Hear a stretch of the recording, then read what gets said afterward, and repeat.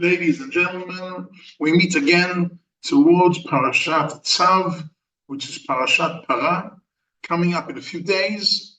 And we have to focus on something which is very fundamental, which is for Parashat Tzav, it's talking about sacrifices. Sacrifices have to be done in Tahara. And they must be done with Tum'ah. Also, the red Haifa, Parashat Para, talks about Tum'ah and Tahara. What does that mean, Tum'ah and Tahara?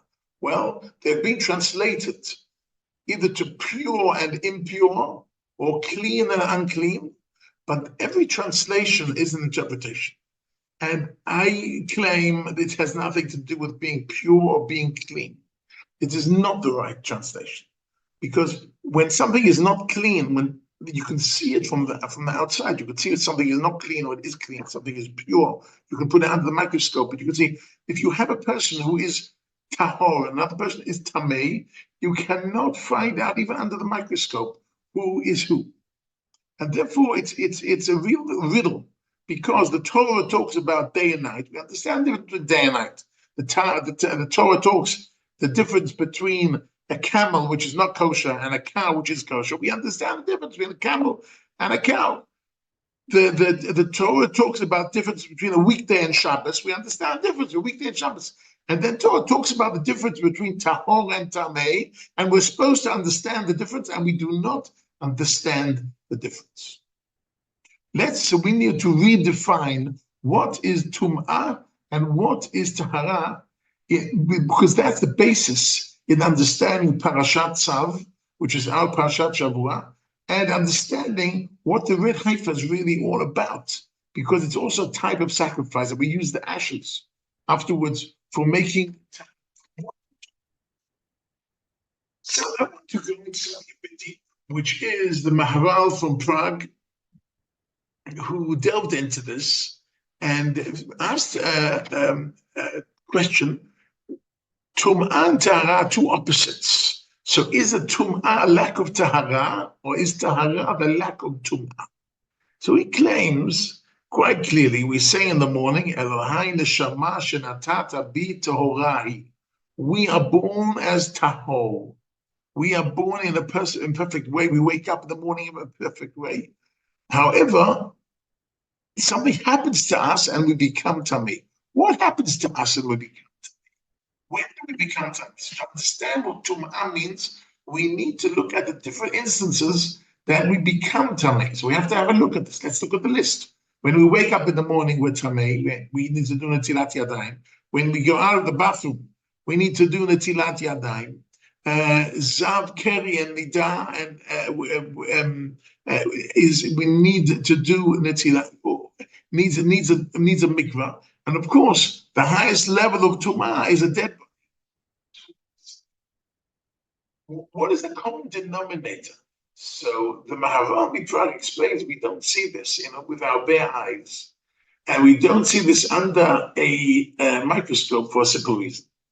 The world, we live in a changing world, and we're living in a changing world as far as spiritual sensitivity. The Talmud tells us in Gemara Shabbat, page 112, that if we are like human beings, then our ancestors are like angels. And if they were like human beings, so we're like donkeys. That means there is over the generations, there's a decline in spiritual sensitivity.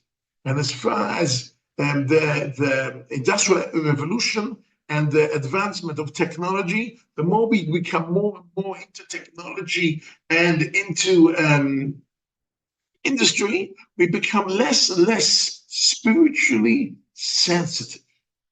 So we have to, for a moment, pretend that we are much more spiritually sensitive and try and look through the eyes of somebody spiritually sensitive, and we'll see that all these are moments that we face our mortality. When a person wakes up in the morning, he's got a shock. Wow, I'm alive. I was dead for a few hours. When somebody goes to the bathroom, to the toilet, he comes out and says, Says the bracha, which in bracha it says, if I couldn't have gone and relieved myself, I couldn't continue existing.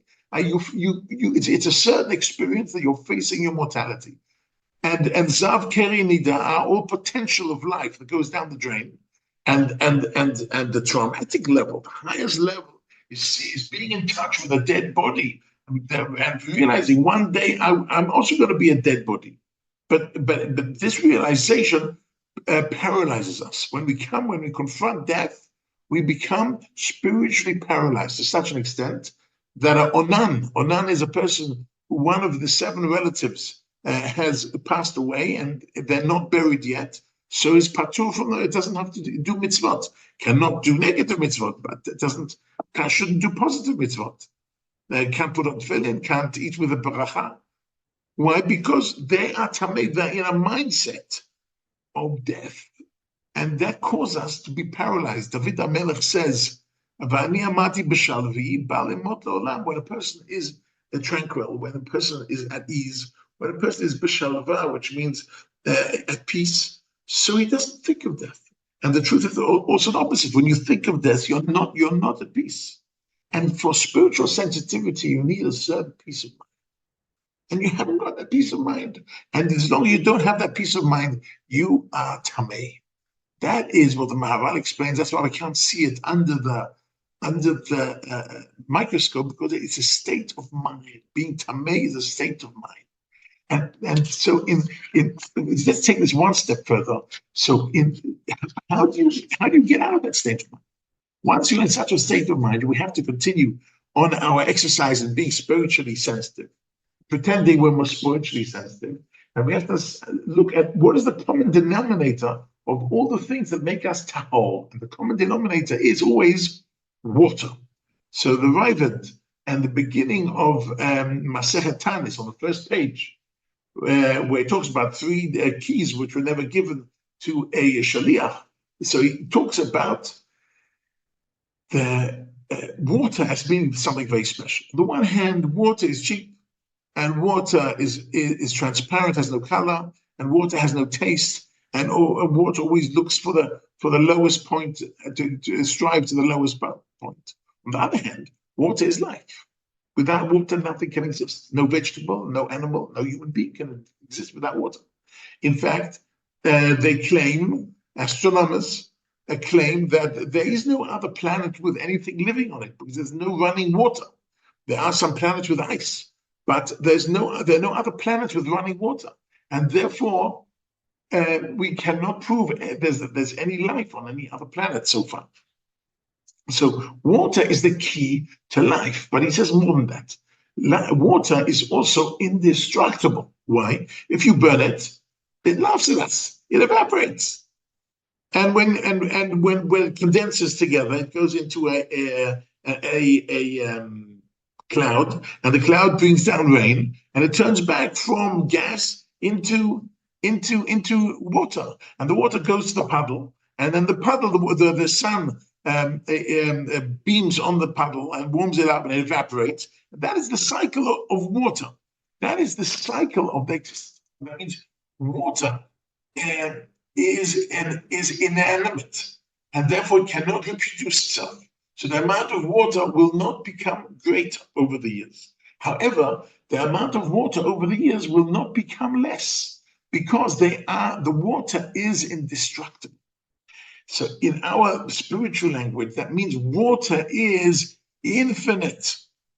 Water is infinite, and therefore, when we are depressed because we face our mortality, we get encouraged by touching infinity. By Natilat Yadayim, we're touching water. We're coming in contact with infinity, because water is infinite, and the key of life. And that is the answer. That's a spiritual answer to all these experiences which made us face our death. And therefore, this is very, very interesting, because rain and Tchiyat HaMeitim, and the revival of the dead, is the same concept. That means water evaporates in one place and then place. It's the same idea as Tchiat HaMetim, as the revival of the dead. And that people died in one place and they're going to become alive in another place. And look it up. In the Tefillah, we say, Ata Gibor Le'olam Hashem, HaKadosh Baruch Hu is great. Mechayei Meitim Atarav Noshia, you will revive the dead. Shiva Ruach Mored HaGeshem. Because it's the same concept. It goes together. The rain and Tchiat Meitim goes together. And therefore, a woman who has nida, and it's a severe type of nida. It's not enough to wash hands. She goes into a mikveh. What's a mikveh? A mikveh is rainwater. And in the rainwater, a person has to put themselves totally in the water and they have to feel and think, I'm now in my mother's womb, and these are the amniotic fluids around me. And when I take out my head, I'm being reborn. Coming out of the mikveh, a person has to feel they have been reborn. These are the thoughts by the Maharal. These are the thoughts by the Ravid that make us understand Tum'ah and Tahara, a state of mind. And this is the state of mind. Only when we are Tahor, only when we have the right peace of mind, can we really we have access to Korbanot, which is Parashat Tzav, and towards Pesach. We say this Parsha now towards Pesach because for Korban Pesach, for the sacrifice of the Pesach, one has to be Tahor. You can only be Tahor if you have ashes from the red haifa, from the Korban of this special Para Aduma, from the red haifa. But it's all in preparation for Pesach, so we should best state of mind. Wishing you all preparations for Pesach. We're still in the middle of a war here in Israel. We're still in a terrible situation with many, many hostages and many wounded and many dead. And we are really fighting this war and hoping for the very best. We're surrounded with death. We're surrounded with wounded people, with a mindset of Tum'ah. And we hope that towards this Pesach, B'Nisan Nigalu, B'Nisan Atidim Ligahel, hopefully we'll see Gula Shlema very soon and come B'Tahara to Beit HaMikdash to bring Korban Pesach B'Mirav Yameinu.